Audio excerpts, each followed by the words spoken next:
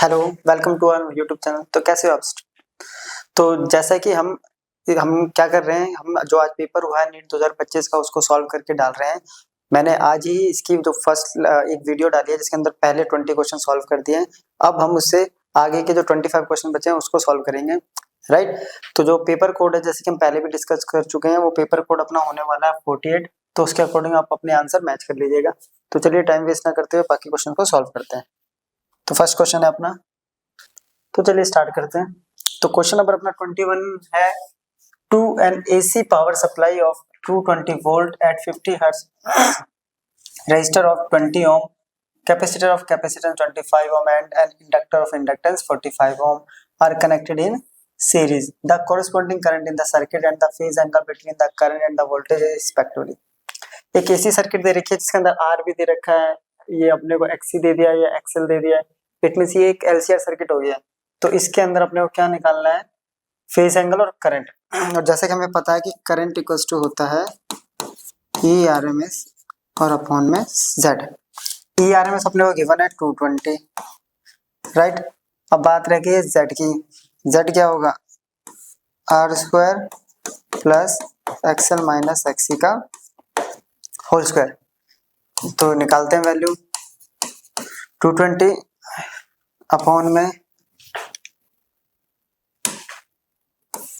X R square अपने को दे रखा है 20, तो 20 का स्क्वायर प्लस एक्सएल दे रखा 45 माइनस 25 इसका स्क्वायर। तो ये हो गया 220, 20 का स्क्वायर हो गया 400 और 45 माइनस 25 ये भी हो गया 20, 20 का स्क्वायर 400 और नीचे 400 तो बाहर, अगर इसको रूट से बाहर निकालेंगे तो ये आ जाएगा 20 और यहाँ बच गया √2, 1 + 1 √2, ठीक है। एक जीरो से ये कट गया, ये आ गया 11। इसको क्या करते हैं हम नेक्स्ट स्टेप में, तो 11 √2 है, √2 से मल्टीप्लाई और √2 से डिवाइड कर देते हैं। तो ये कितना आएगा, 11 इंटू √2 की वैल्यू होती है 1.41, नीचे आ गया 2, इसको डिवाइड करेंगे तो 5.5 इंटू 1.41, मल्टीप्लाई कर देते हैं इसको 141 55 से 522 7 50 5 5 7 7, तो 7 और इसका डिजिट यहाँ पे पॉइंट ले जाएगा तो 7.755 जो कि अप्रोक्स हो जाएगा 7.8 एम्पियर। तो 7.8 एम्पियर जो है वो दो ऑप्शन में अपने पास, ठीक है। तो ये तो अपने दोनों गलत हो चुके हैं यहाँ पे। अब बात ये कह रहा है कि फेज एंगल भी निकालना है। तो फेज एंगल की सिंपल सा कॉन्सेप्ट होता है tan phi इक्वल्स टू, ठीक है, tan phi equals to XL minus XC upon में R. XL minus 45 minus 25 upon में 20, तो ये आ गया 20/20 1। तो फाइव की वैल्यू किस पे 1 होती है, 10 की वैल्यू होती है 45 डिग्री पे। तो ऑप्शन ये करेक्ट हो जाएगा यहाँ पर, क्लियर। चलिए नेक्स्ट है अपना, which of the following option represent the variation of photoelectric current with property of light shown on the x-axis। तो कह रहा है कि इनमें से कौन सा ग्राफ जो है फोटो इलेक्ट्रिक करंट की वेरिएशंस को सही से रिप्रेजेंट कर रहा है। तो ये चीज हम लोगों ने जब इसके बारे में स्टडी किया होगा, आप लोगों ने डुअल नेचर में, तो वहां पढ़ा होगा कि जो फोटो इलेक्ट्रिक करंट होता है, फोटो इलेक्ट्रिक करंट है वो डिपेंड करता है directly number of photo electrons ejected पर सेकंड, जो कि बेसिकली होता है अपना इंटेंसिटी। तो यहाँ पे जो इंटेंसिटी वाला ये तो कांस्टेंट हो गया, ये फ्रीक्वेंसी पे करता ही नहीं, पढ़ लिया था हमने वहां पे पहले। तो ये हो गया, तो ऑप्शन कौन सा, ए। तो ऑप्शन ए ये वाला अपना ठीक हो जाएगा। नेक्स्ट बोल रहा है कि a pipe open at both ends has a fundamental frequency F in air, the pipe is now dip vertically in a water drum to half of its length the fundamental frequency of the air column is now equal to, क्या कह रहा है, एक organ pipe है जो हमने वहां पे पढ़ा था, दोनों तरफ से ओपन है, तो इसकी फंडामेंटल फ्रीक्वेंसी क्या होगी, एफ इक्वल टू क्या होता है, वी अपॉन में 2L। अब इस पाइप को आधा पानी के अंदर ड्रम कर दिया, यानी इसका एक साइड जो है वो क्लोज हो गया और एक साइड ओपन हो गया है ना, एक एंड ओपन हो गया, इट मीन ये क्लोज वाला हो गया, तो इसकी फ्रीक्वेंसी हमने मान लेते हैं एफ डैश। इसके लिए होता है हमारा 4L डैश। लेंथ कितनी कर दी हमने, हाफ डिप करी है, तो L/2 ये आ गया 2, तो ये आ गया V अपॉन में है ना 2L, राइट। और V अपॉन में 2L F था, तो F डैश इक्वल टू कितना आ गया F, तो इस पे कोई भी इफेक्ट नहीं पड़ा, तो ऑप्शन ये करेक्ट हो गया। Next, two identical point masses P and Q suspended from two separate massless springs of spring constant K1 and K2 respectively oscillated vertically if their maximum speeds are same. The ratio AQ by AP of the amplitude AQ and AP, the amplitude AQ of mass Q to the amplitude AP of mass P। ठीक है, दो identical point mass है अपने पास P and Q, जिनको क्या करा है, suspend लटका रखा है किसी स्प्रिंग से, जिनके कांस्टेंट हमें K1 एंड K2 यहाँ पे दे दिए हैं। ठीक है, अब कह रहा है कि मैक्सिमम स्पीड सेम है, तो V मैक्स के लिए हमने कॉन्सेप्ट पढ़ा था, V मैक्स इक्वल टू होता है A ओमेगा। अब ये दोनों अगर सेम है, इट मीन्स तो AP omega P equal to AQ omega Q।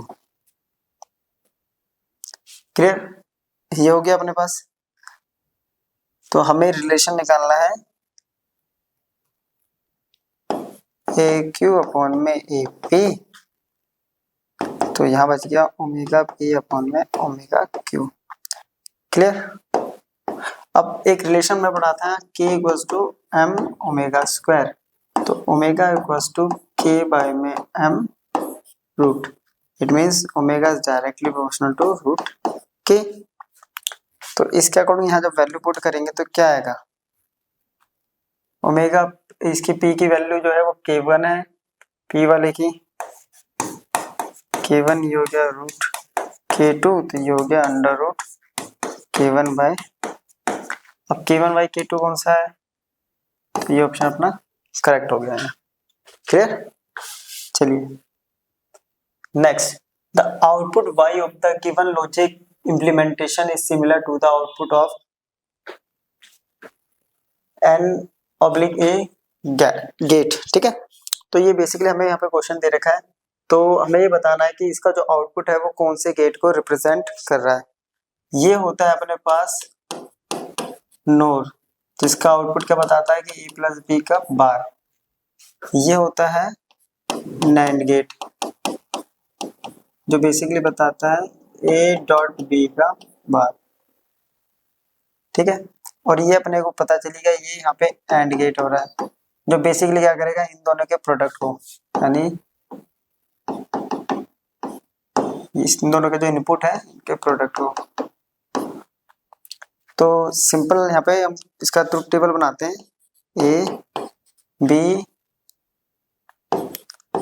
a plus B a dot B, और यहाँ से आ गया अपना y equals to a plus B dot, ठीक है, 0 0 0 1 1 0 1 1। ठीक है, a प्लस बी में 0 0 का 0 होगा, बट इसका ये बार क्या करता है, इसको इन्वर्स कर देगा, तो ये आ गया 1। 0 1 का 1 आएगा तो ये कर देगा 0, 1 0 1 आएगा तो ये कर देगा 0, 1 1 का 1 आएगा तो ये कर देगा 0। क्लियर, अब ये तो हो गया इसके लिए। अब इसकी बात करेंगे तो इनका मल्टीप्लिकेशन 0 0 का 0, तो ये कर देगा इसका 1, इसका 0 होगा इसको भी कर देगा 1, इसका 0 होगा इसका भी कर देगा 1, इसका 1 होगा इसको कर देगा 0। अब क्या करना है, सिंपली इन दोनों का मैं मल्टीप्लाई 1 into 1 1 0 0 0। अब रिजल्टेंट के अकॉर्डिंग देखें तो प्रोडक्ट इनका 1 0 0 का प्रोडक्ट होना चाहिए था 0, लेकिन आया है 1, 0 1 का होना चाहिए था 0। ठीक है, ये आया 0, 1 0 का आया 0, ये आया 0, 1 1 का आया, तो ये अपना यहाँ पे रिजल्टेंट आ गया। ठीक है, तो ये कौन से उसको रिप्रेजेंट करता है, गेट को तो ये करता है नॉर गेट को, तो ऑप्शन हो गया अपना NOR gate correct. Next question है an oxygen cylinder of volume 30 litre has 18.20 moles of oxygen. After some oxygen is withdrawn from the cylinder, its core pressure dropped to 11 atmospheric pressure at 27 degrees Celsius. The mass of the oxygen withdrawn from the cylinder is, क्या करें, एक oxygen cylinder है जिसके अंदर 30 litre petrol है, 30 litre क्या है, कोई ऑक्सीजन भरी हुई है, ठीक है, और 18.20 मोल इसके पास ऑलरेडी है। तो कुछ टाइम बाद कुछ ऑक्सीजन निकल जाती है सिलेंडर से और उसका जो प्रेशर है वो 11 एटमॉस्फेरिक ड्रॉप कर जाता है। तो अपने को क्या निकालना है यहाँ पे, तो वही आइडियल गैस इक्वेशन पता ही है अपने को, एनआरटी है ना। तो N equals to PV by R, sorry PV upon में आर टी, इसको N1 मान लेते हैं क्योंकि N तो ऑलरेडी हमें दे रखा है, इनिशियली ये था, बाद में ये चेंज होके आ रहा है। P 11 atmospheric 11 into 10 to the power 5, volume 30 into 10 to the power -3, R की वैल्यू दे रखी है 100/12 और टेम्परेचर है 27 डिग्री, केल्विन में करेंगे तो 300 यहाँ पे ये वैल्यू पुट हो जाएगी, ठीक है। इसकी वैल्यू सॉल्व करेंगे तो इसकी वैल्यू कुछ आएगी N1 = 13.38। तो अब क्या करें, इसमें पहले कितना मोल था, ध्यान से देखिए, पहले था हमारे पास 18.20, इसमें से कुछ बाहर निकल गया तो नंबर ऑफ मोल्स कम हो गए होंगे, है ना, नंबर ऑफ मोल्स क्या हो गए यहाँ पे, कम हो गए होंगे, कितना हुआ होगा, तो 18.20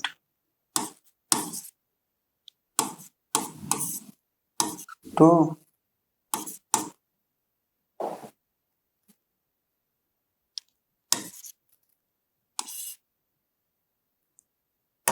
क्या हो रहा है, क्या गया 2 11 3 या 4.82, ठीक है, 4.82 हो गया।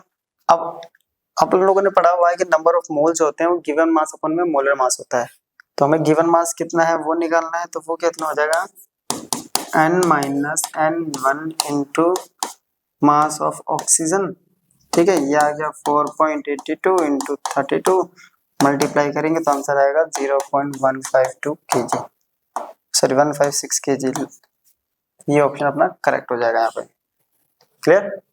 चलिए नेक्स्ट क्वेश्चन कह रहा है, in a certain camera the combination of 4 similar thin convex lenses are arranged axially in contact, then the power of combination and the total magnification in comparison to the power P and magnification M for each lens will be।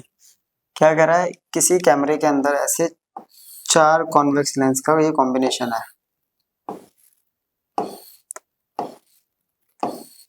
और चारों कैसे हैं, similar है, यानी इसकी power P है, इसकी P है, इसकी P है और इसकी P है, इसकी मैग्निफिकेशन M1 M है, इसकी M है, इसकी M है और इसकी M है। तो पावर क्या होगा, तो बेसिकली जो नेट पावर होता है कॉम्बिनेशन होता है P1 plus P2 plus P3 plus P4, जो कि हो गया P plus P plus P plus P 4P, ठीक है। अब 4P वाले कौन कौन से, एक ये है और एक ये है, इन दोनों में से हमें चूज करना है, ठीक है। अब आता है मैग्निफिकेशन, नेट मैग्निफिकेशन जो होता है वो मल्टीप्लिकेशन में होता है। अब सारे ही M हैं तो M की पावर क्या होगी 4। अब अपने को M की पावर 4 वाला ढूंढना है तो ये ऑप्शन अपना करेक्ट हो जाएगा, ऑप्शन ए फर्स्ट, क्लियर। चलिए नोट करिए। नेक्स्ट क्वेश्चन बोला है, two gases A and B are filled at the same pressure in separate cylinder with movable pistons of radius RA and RB respectively, on supplying an equal amount of heat to both the system reversibly under constant pressure. The piston of gas pressure constant है, the piston of gas A and B are displaced by 16 cm and 9 cm. If change in their internal energy is same then the ratio.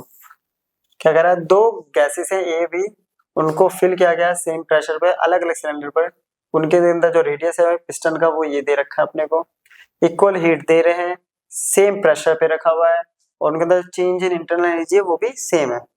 तो हम लोगों ने concept पढ़ा हुआ है delta Q equals to thermodynamical law. ये क्या है, इक्वल, ये क्या है, सेम। जब ये इक्वल है ये सेम है तो ये भी क्या होगा, वर्क भी सेम होगा, है ना। अब वर्क इक्वल्स टू हम लोगों ने पढ़ा हुआ है, वर्क इक्वल्स टू होता है पी डी वी। अब उसमें प्रेशर भी क्या बोल दिया है, कांस्टेंट।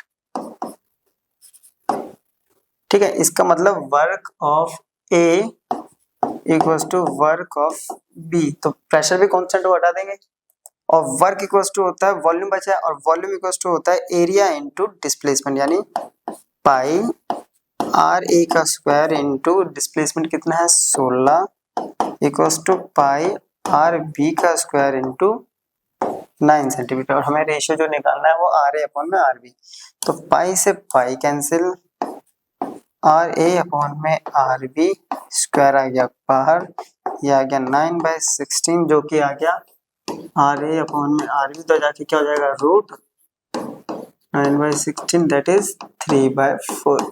तो जो 3/4 होगा वो आंसर करेक्ट हो जाएगा। चलिए, कह रहा अब balloon is made of a material of surface tension S and its inflation outlet from where gas is filled, it has small area A, it is filled with a gas of density rho and takes a spherical shape of radius r. When the gas is allowed to flow freely out of it, its radius r changes from capital R to r in time t if the speed of gas coming out of the balloon depends on r as r to the power alpha t is directly proportional to this।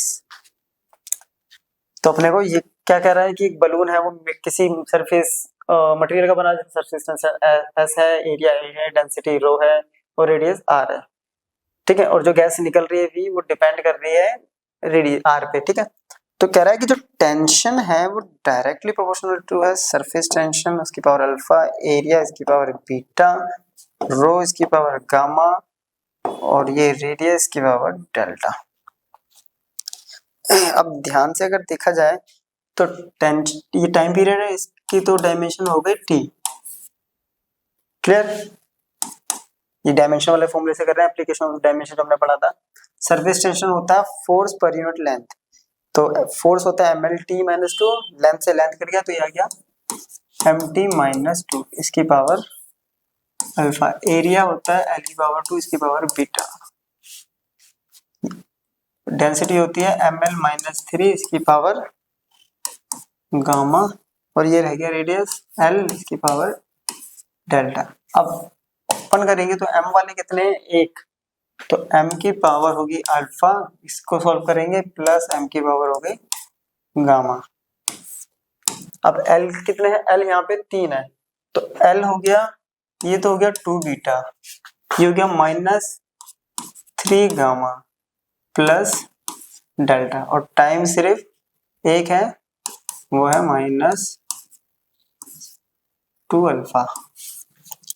अब यहां से अगर compare करें तो alpha plus gamma आ रहा है 0, यानी alpha जो है माइनस गामा। वैसे तो आंसर यहीं से पता चल जाना अपने को, एल है नहीं, पहले टी को कंपेयर कर लेते हैं।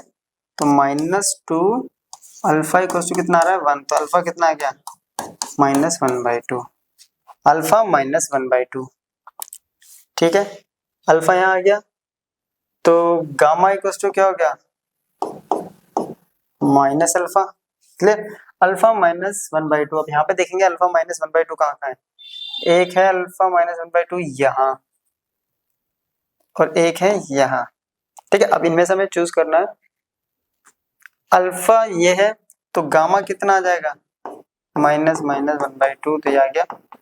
अब ये देखना है कि इन दोनों में गामा 1/2 कहाँ है, प्लस, देखिए यहाँ माइनस, ये तो होगा नहीं, यहाँ पॉजिटिव है तो ये आंसर करेक्ट हो जाएगा, बाकी तो निकल ही जाएंगे। ठीक है, तो ये ऑप्शन अपना करेक्ट है। नेक्स्ट कह रहा है a bob of heavy mass m is suspended by a light string of length L. The bob is given a horizontal velocity v naught as shown in figure. If the string gets slack at some point P, making an angle theta from the horizontal, the ratio of the speed v of the bob at point P to its initial speed v naught is. कह रहा है एक Bob है जिसका heavy मास m है, उसको लटकाया गया है किसी लेंथ L से, और बॉब जो है हॉरिजॉन्टल वेलोसिटी इसकी v नॉट है ये। ठीक है, स्ट्रिंग में अगर स्लैक आ रहा है पॉइंट P पे, स्लैक आने का मतलब क्या है कि यहाँ पे जो टेंशन होगा वो कितना होगा, वो 0 हो जाएगा। ठीक है, और P जो है वो एंगल थीटा बना रहा है हॉरिजॉन्टल एक्सिस के साथ। क्लियर, तो अपने को इनिशियल स्पीड v नॉट निकालनी है, तो इनमें से कौन सा ऑप्शन अपने करेक्ट होगा। अब सबसे पहले क्या करेंगे, ये हो गया अपना मास mg, इसको रिजोल्व करेंगे, इसके दो कंपोनेंट बनेंगे, एक इधर और एक इधर। ये थीटा सॉल्व करेंगे तो ये आ जाएगा थीटा, जो कि हो जाएगा mg cos थीटा, और ये हो गया, और इस पे यहाँ पे फोर्स लग रही होगी mv square by l। Clear, अब अगर इसको देखें तो ये जो mg साइन थीटा है ये हो रहा है mv स्क्वायर बाय l, तो m से m खत्म, तो v square equals to gl sine theta, तो v इक्वल्स टू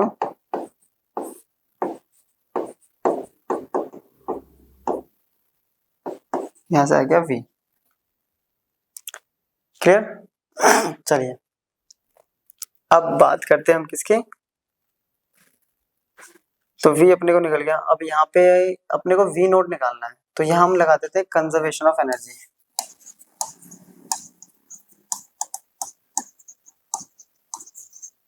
तो कंजर्वेशन ऑफ एनर्जी क्या कहता है, इस पॉइंट से स्टार्ट करते हैं। इस पॉइंट पे total kinetic energy plus potential, base में पोटेंशियल एनर्जी 0 होगी, काइनेटिक एनर्जी हो जाएगी half m v not square, potential हो गया 0। अब बात करते हैं, यहाँ तक आया ये, ठीक है, ये L है, इसको निकालेंगे तो ये आ गया L sine theta, total length कितनी होगी L plus L sign theta.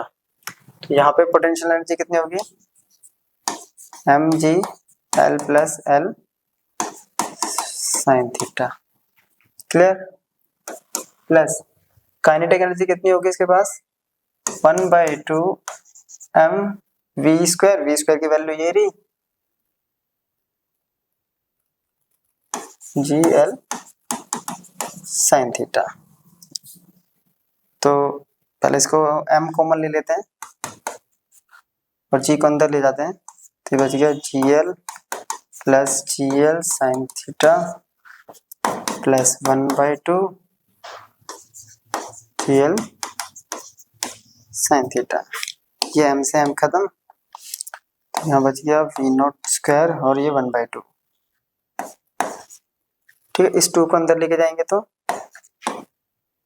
v not square equals to 2gl plus 2gl sine theta plus gl sine theta.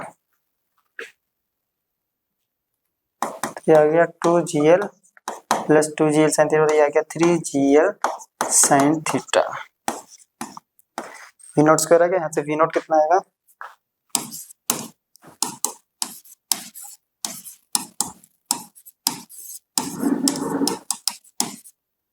ये आ गया। अपने को जो रेशियो, अपने को क्या निकालना है, द रेशियो स्पीड v और v नॉट का, तो v by v not, v था अंडर रूट, हमने निकाला था gl साइन थीटा, तो ये आ गया 2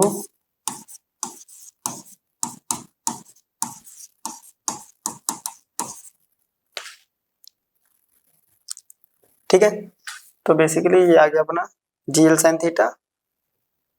अब इससे अलग करेंगे तो 2 प्लस ये आ जाएगा चलिए रूट कॉमन ले लेते हैं हम, DL साइन थीटा और अपॉन में आ गया GL 2 + 3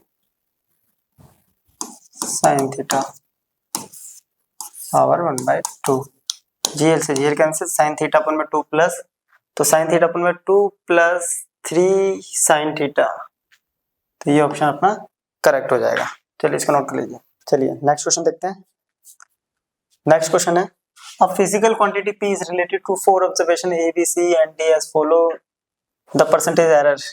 तो ये क्वेश्चन है, बहुत इजी सा क्वेश्चन है। ये क्वेश्चन अपने को दे रखा है A⁴ B² अपॉन में C रूट D, तो इसका परसेंटेज एरर निकालना है। तो परसेंटेज एरर कैसे होता है, delta P/P × 100 equals to power आगे जाती है delta A/A plus 2 × delta B/B plus delta C/C, root का हो जाता है 1/2 डेल्टा D/100, राइट। इन सब की वैल्यू अपने को गिवन है। इसकी वैल्यू दे रखी है 1%, ठीक है। इसकी वैल्यू दे रखी है अपने को 3%, इसकी दे रखी है 2% और इसकी दे रखी है 4%। तो 3 + 6 + 2 + 2 10, ये आ गया अपने पास 13%। तो ऑप्शन फर्स्ट करेक्ट हो गया। सेकंड क्वेश्चन है, the sun rotates around its centre once in 27 days. What will be the period of evolution if the sun were to expand to twice its present radius? Any external influence? Assume the sun to be sphere. सन जो है centre के चारों तरफ rotate कर रहा है, 27 दिन लगते हैं उसको। तो उसका टाइम पीरियड पे क्या इफेक्ट पड़ेगा अगर उसका जो रेडियस है वो 2 टाइम्स क्या कर जाता है, यहाँ पे एक्सपेंड कर जाता है। क्लियर। तो जो सन जो रोटेट करता है तो उसके अकॉर्डिंग अपने पास हम लोगों ने आई का फॉर्मूला पढ़ा था, moment of inertia 2/5 mr²।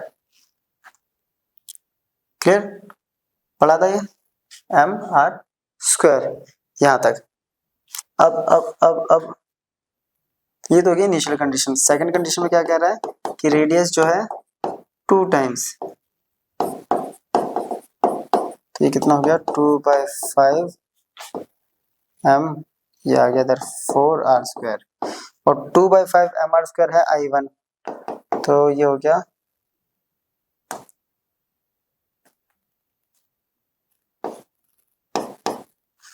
4I1।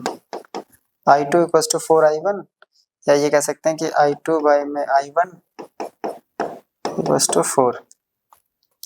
अब कह रहा है कि कोई भी एक्सटर्नल इन्फ्लुएंस नहीं लग रहा है, तो यानी कंजर्वेशन ऑफ एंगुलर मोमेंटम यहाँ अप्लाई हो गया। तो एंगुलर मोमेंटम को कंजर्व करा देते हैं।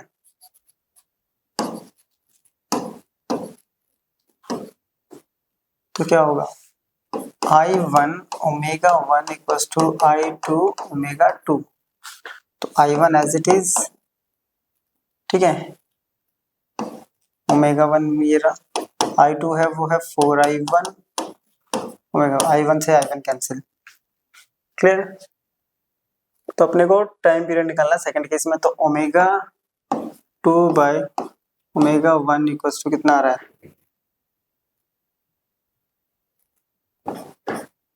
ये आएगा 1/4, ठीक है। चलिए अब ओमेगा की वैल्यू होती है 2π/t, तो ये हो गया 2π/t2, ये हो गया 2π/t1 इक्वल्स टू 1/4। 2π से 2π खत्म, t2 निकालना है, t2 इक्वल्स टू 4 t1 अपने को दे रखा 27, मल्टीप्लाई करते हैं तो आएगा 108, तो 108 अपना ये करेक्ट आंसर हो जाएगा। क्लियर। चलिए नेक्स्ट है, the radius of Martian orbit around the sun is 4 times the radius of orbit of Mercury, the Martian year is 687 earth days, then which of the following. तो कोई Martian orbit है सन के चारों तरफ, उसका radius दे रखा 4 times है, ठीक है। ये तो बेसिकली इस पे केपलर्स लॉ लग रहा है, जो क्या कहता है, Kepler's law is directly proportional होता है r³। तो T square is directly proportional to R की पावर 3/2 होता है ना। तो यहाँ से बन जाएगा first condition T1 sorry square नहीं आएगा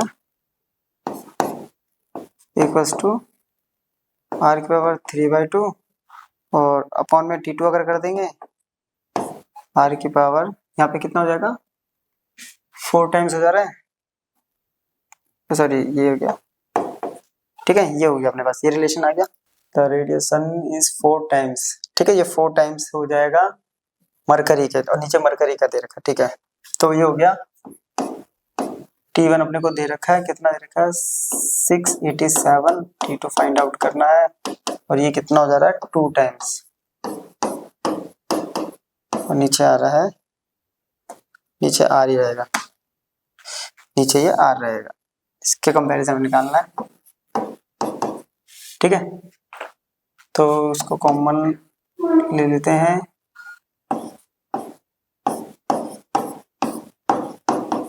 इससे ये कैंसिल हो गया, ठीक है।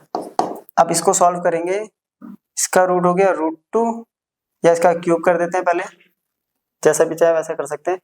इसका 2 का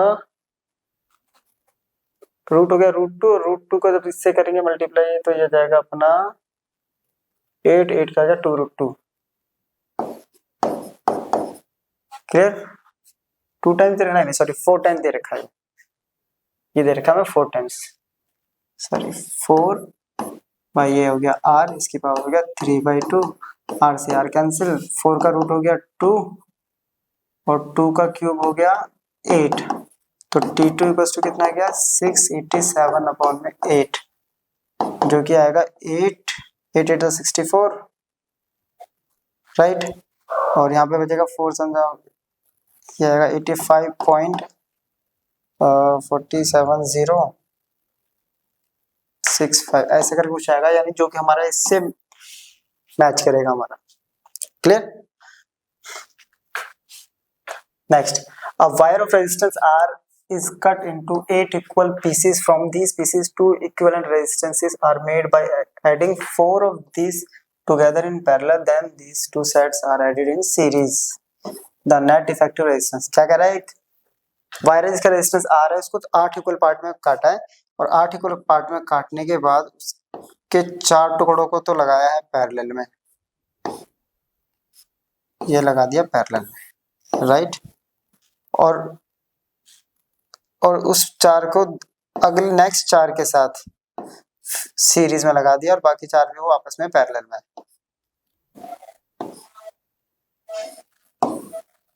राइट, ऐसे कुछ दे रखा है। तो ये R/8 है, ये सारे R/8 हो जाएंगे, है ना। तो नेट रेजिस्टेंस कितना होगा, तो R/8 और सारे इक्वल है। अपन लोगों ने पढ़ा है कि पैरेलल में क्या होता है, R इक्वल टू होता है R/n। अगर इसको मैं R1 मान लूं, इनके इक्विवेलेंट को पूरी, इसको इक्विवेलेंट हम R1 मानते हैं और इसको हम मान लेते हैं R2, तो ये कितना हो जाएगा, n कितना है, R की वैल्यू R/8, n हो गया 4, तो ये हो गया R/32।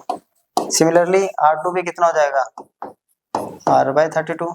अब इन दोनों को कैसे लगा दिया सीरीज में, तो सीरीज में कैसा होगा R/32 प्लस R/32, ये क्या हो गया 2R/32, जो कि हो गया R/16। अब R/16 मैच करेंगे कौन सा ऑप्शन है, तो ये फर्स्ट आंसर यहाँ पे अपना करेक्ट हो जाएगा, क्लियर। चलिए नेक्स्ट है अपना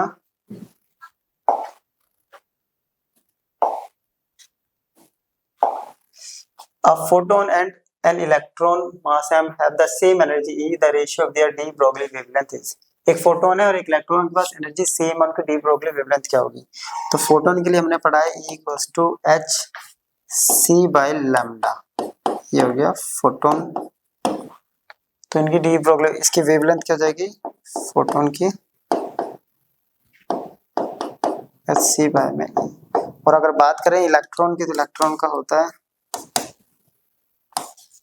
h/p, ये हो जाएगा √2me, क्लियर। और हमें रिलेशन निकालना है इनकी वेवलेंथ का, पहले फोटोन है तो ऊपर फोटोन रख देंगे,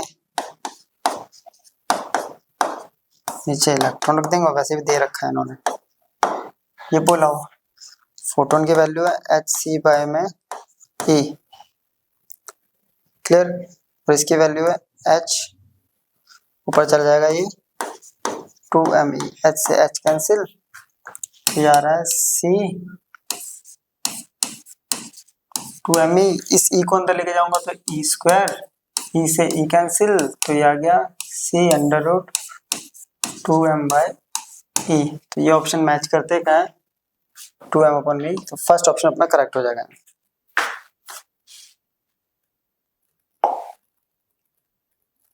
नेक्स्ट क्वेश्चन है, a sphere of radius r is cut from a larger solid sphere of radius 2r as shown in the figure.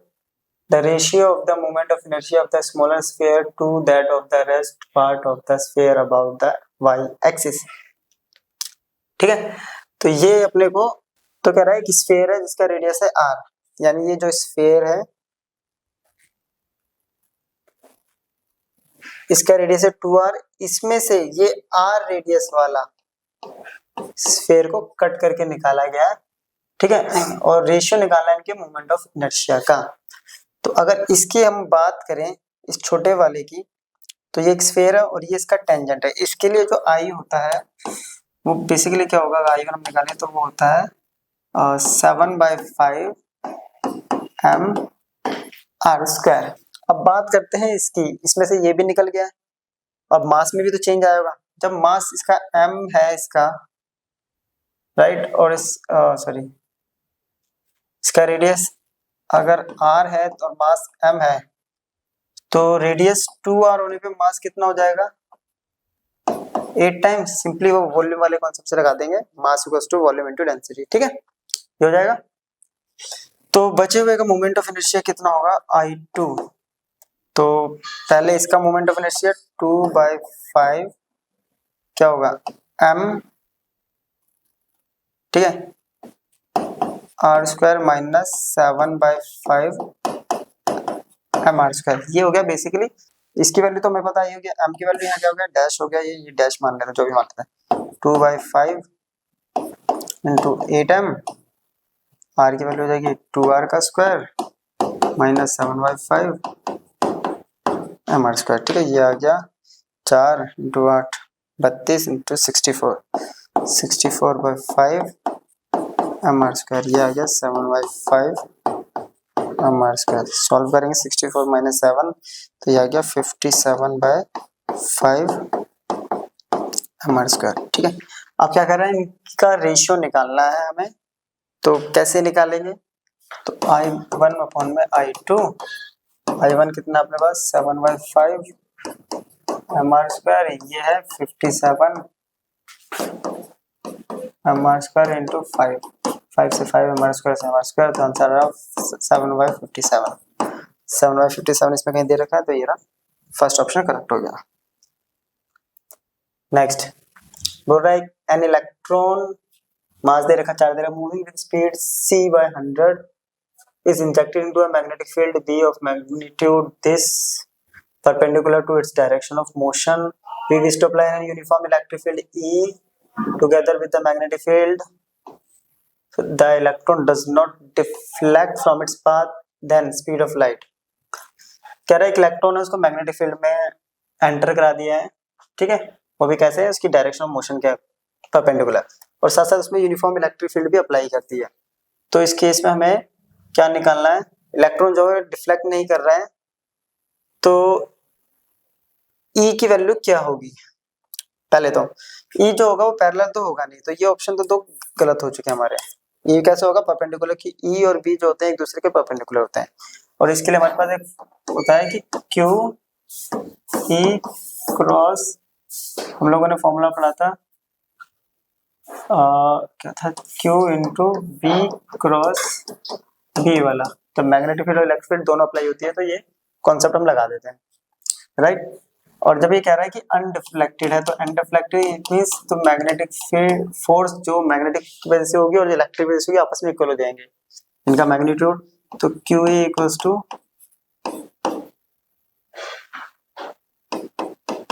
ये हो जाएगा, तो ये तो कट जाएगा कि इलेक्ट्रॉन का चार्ज है। ई की वैल्यू, अब V अपने को दे रखा है C/100 और B अपने को गिवन है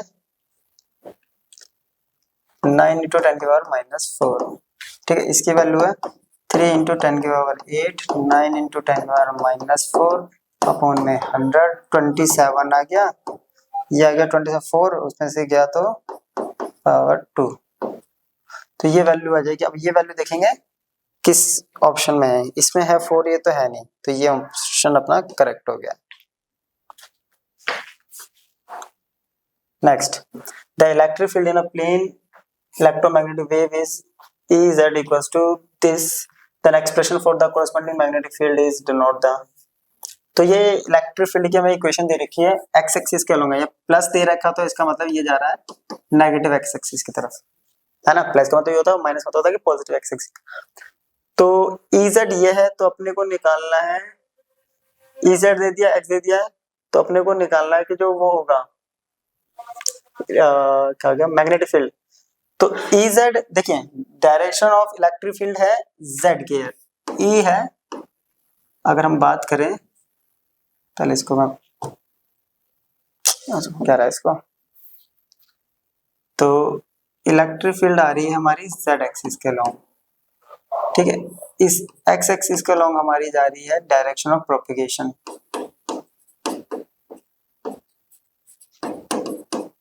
तो मैग्नेटिक फील्ड कहाँ होगी, सिंपल से आते हैं Y, क्योंकि ये तीनों के तीनों क्या होते हैं, एक दूसरे के परपेंडिकुलर। तो यहाँ तो हमें पता चल गया कि ये तो होने वाला नहीं है और ये भी होने वाला नहीं है आंसर। अब आंसर आएगा इनमें से कोई एक, क्लियर। और वो कैसे निकलेगा उसे सॉल्व करते हैं, क्योंकि हमें और कुछ भी गिवन है यहाँ पे, तो कुछ और अगर गिवन हो तो क्लियर। तो हमने एक रिलेशन पढ़ा है E/B, राइट, या इसको ये भी लिख सकते हैं E0/, तो B0 इक्वल टू क्या हो जाएगा, E0 अपॉन में C, और C की वैल्यू हमें पता है, E0 कितना है 60, C की वैल्यू है 3 × 10⁸, ये आ गया 20, ये आ गया, सॉल्व करेंगे तो 2 × 10⁻⁻7। तो इक्वेशन क्या बनेगी, B की Y एक्सिस के अलॉन्ग तो बनेगी B0, ये हो गया 2 × 10⁻⁻, बाकी सारी इक्वेशन कैसे बनेगी, सेम, cos 5x + 1.5 × 10⁹, ठीक है, और t। अब इसमें से मैच करेंगे कि इसमें से ऑप्शन जो है अपना कौन सा होने वाला है, तो By इक्वल्स टू 2 × ये हो गया अपना ऑप्शन करेक्ट यहाँ पे, क्लियर। तो तीसरा ऑप्शन यहाँ करेक्ट हो जाएगा। चलिए नेक्स्ट क्वेश्चन देखते हैं।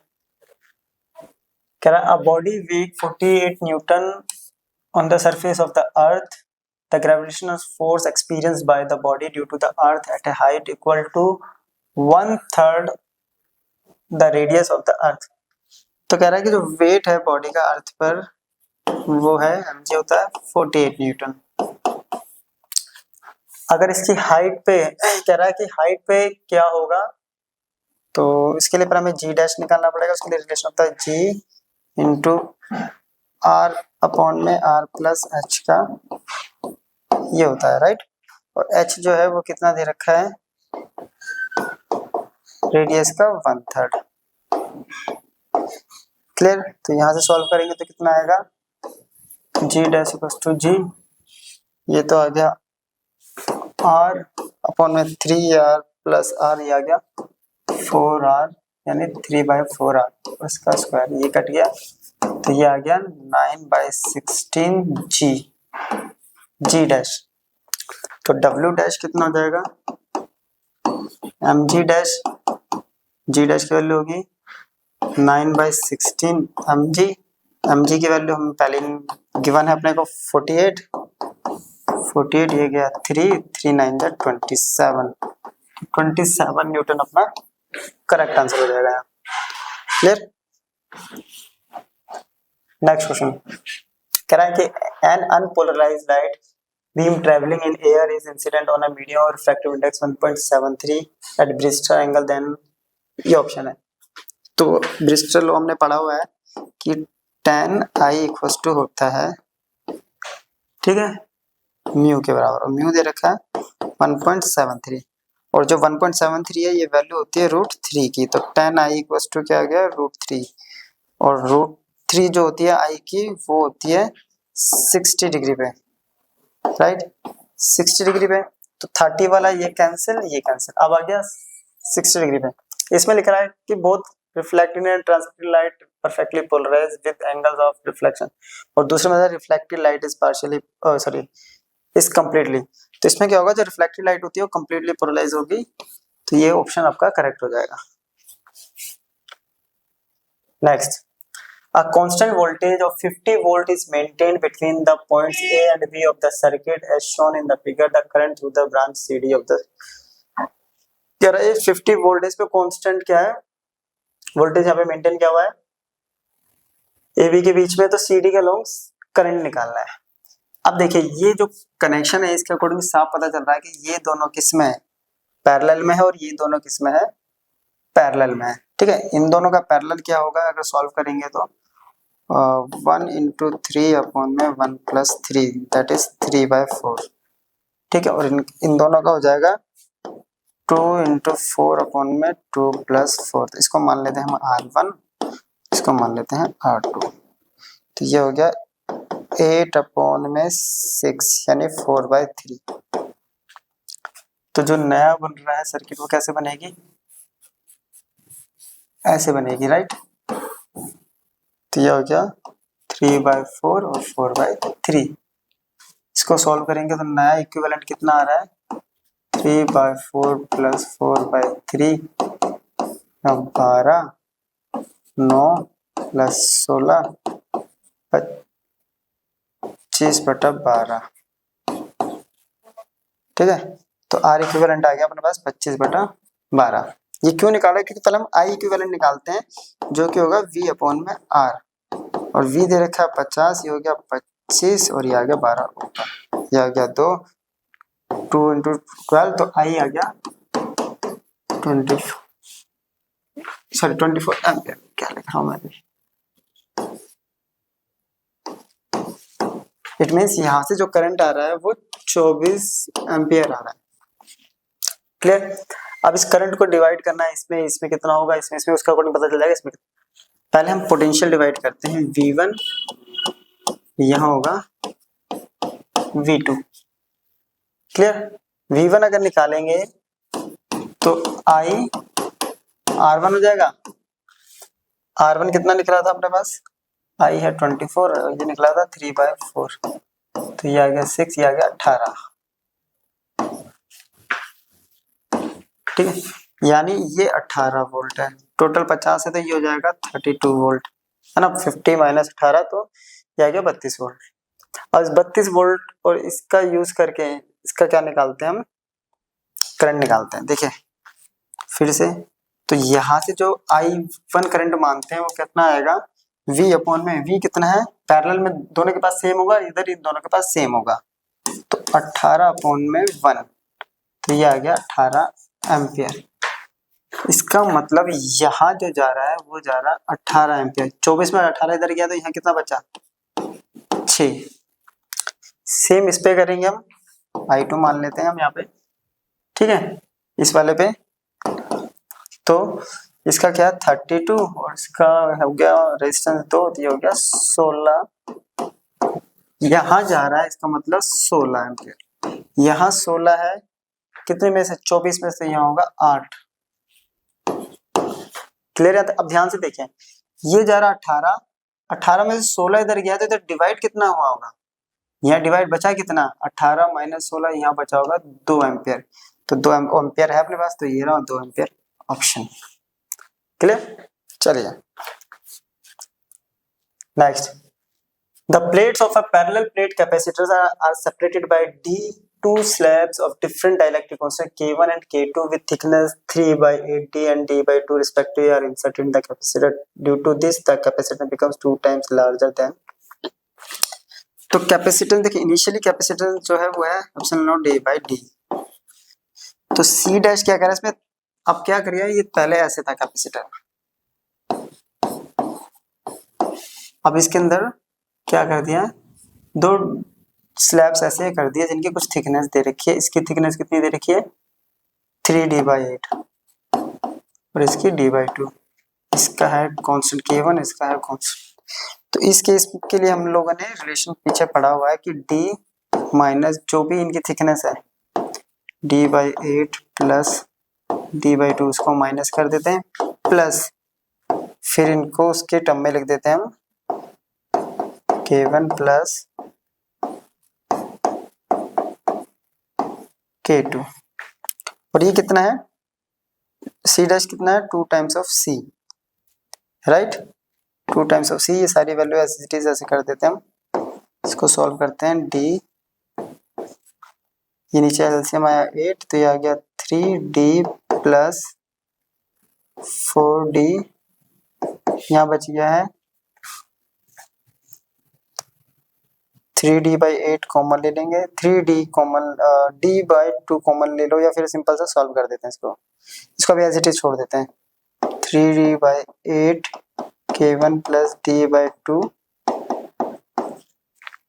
c की वैल्यू क्या है epsilon not a/d 2 epsilon not a/, ये थोड़ा सा लेंथी क्वेश्चन है।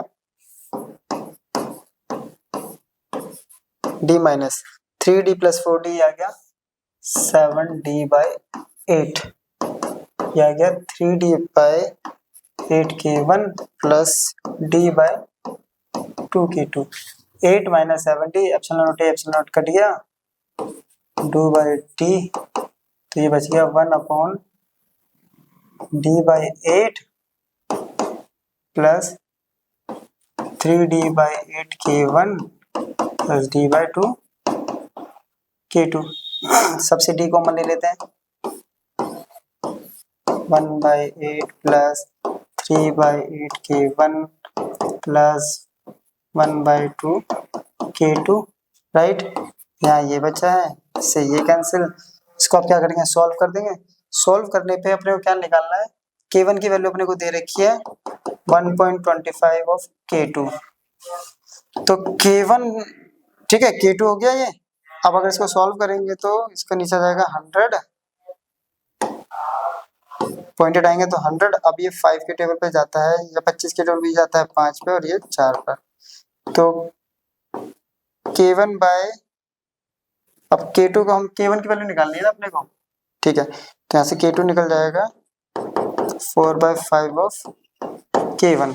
k3 की जगह ये वैल्यू रख देंगे, इस वैल्यू को रख के सॉल्व करेंगे तो आंसर जो आएगा k1 बेसिकली अपने पास आंसर आएगा 2.66, क्योंकि अब तो बस कैलकुलेशन रहेगी। k2 की जगह रख देंगे हम 4/5 k1 और सॉल्व करेंगे तो ऑप्शन 3 अपना करेक्ट आ जाएगा यहाँ।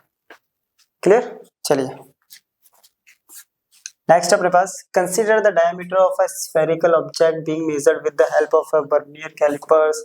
Suppose it's 10 vernier scale division are equal to its 9 main scale division.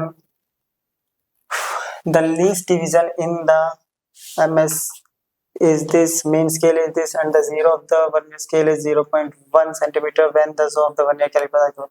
If the main scale reading for the diameter is m equals to 5 centimeter and number of coincidence is 8, the measured diameter after zero correction is clear। क्या कर रहा है हमें, एक spherical object का जो diameter है vernier caliper की हेल्प से मेजर किया और ये अपने को कंडीशन दे रखी है, ठीक है। और हमें क्या निकालना है यहाँ पे, हमें बोल रहा है कि इसका जो मेजर डायमीटर है जीरो एरर के बाद वो कितना होगा, यानी जो रीडिंग्स है डायमीटर की वो कितनी होगी। देखिए इसके लिए कॉन्सेप्ट होता है कि रीडिंग्स जो होती है वो होता है मेन स्केल डिवीजन, ठीक है, प्लस उसमें प्लस करते हैं, फिर वर्नियर स्केल डिवीजन होता है इनटू लीस्ट काउंट और माइनस जो भी एरर होता है हमारा। अब मेन स्केल डिवीजन कितना है 5, साफ साफ दे रखा है। वर्नियर स्केल की डिवीजन अब देखेंगे, वर्नियर स्केल डिवीजन ये रहा 8, लीस्ट काउंट, ठीक है। अब बोल रहा है कि तो लीस्ट डिवीजन है वो है 0.1 और कितने हैं ऐसे स्केल, कितने स्केल 10 स्केल ये शो कर रहा है नीचे, 10 से डिवाइड कर दिया, माइनस जो एरर है वो है 0.1, तो ये कितना आ गया 5 प्लस 8 इंटू 0.01 माइनस 0.1, तो ये आ गया 0 तो ये आ गया 5 प्लस 0.08 माइनस 1, तो ये आ गया 5.08 माइनस 0.1, तो ये आ गया 0.1, यहाँ से माइनस होगा यानी ये 8 का 8 आ जाएगा, ये 9 आ जाएगा, ये आएगा 4.98, तो 4.98 अपना यहाँ पे करेक्ट आंसर आ जाएगा। क्लियर? चलिए नेक्स्ट बोल रहा है कि a 2 ampere current is flowing through two different small circular copper coils having radii ratio, ये the ratio of magnetic moment। It means अपने को R1 by R2 जो दे रखा है वो है 1/2। अब मैग्नेटिक मोमेंट जो होता है वो होता है IA, ठीक है। करंट तो 2 एम्पियर ही फ्लो हो रहा है यानी करंट सेम है, यानी M1 बाय में M2 इक्वल हो जाएगा I pi R1 square upon में I पाई R2 स्क्वायर, ये कैंसिल आउट हो गया, तो यहाँ से अपने पास आ गया R1 बाय R2 का, इसका रेशियो है 1/2, इसका स्क्वायर करेंगे तो 1/4, 1/4 ऑप्शन दे रखा है, तो थर्ड ऑप्शन अपना यहाँ करेक्ट हो चुका है। नेक्स्ट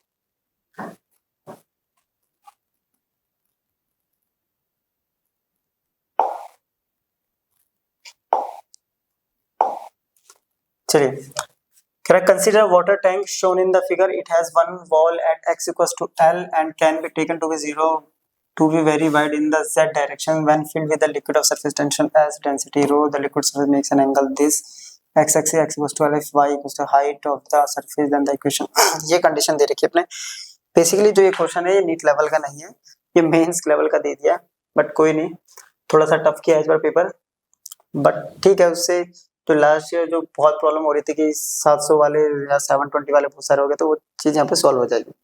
तो इस सिचुएशन के लिए हमने एक इक्वेशन पढ़ी थी कि डेल्टा पी इक्वल्स टू होता है डी स्क्वायर वाई बाय में डी एक्स स्क्वायर और इंटू एस। क्लियर? और डेल्टा पी होता है रो जी एच, और एच की जगह यहाँ पे हाइट कितनी है वाई, और अपने को निकालनी किसकी वैल्यू है, अपने को जो ऑप्शन दे रखा है D square by by D X square, तो D square by by D X square निकालेंगे तो क्या जाएगा, ये रो जी वाई और अपॉन में एस, तो रो जी वाई अपॉन में एस, तो ऑप्शन 4 यहाँ पे करेक्ट हो जाएगा। क्लियर? चलिए, तो यहाँ पे हमने ये नीट का पूरा पेपर सॉल्व कर दिया है, इससे आप अपने आंसर की मैच कर लीजिएगा और अपने जो भी कैलकुलेशन वो कर लीजिएगा कि आपका स्कोर क्या होने वाला है। ठीक है, तो अब नए वीडियो में नए लेक्चर के साथ मिलते हैं, तब तक के लिए गुड बाय।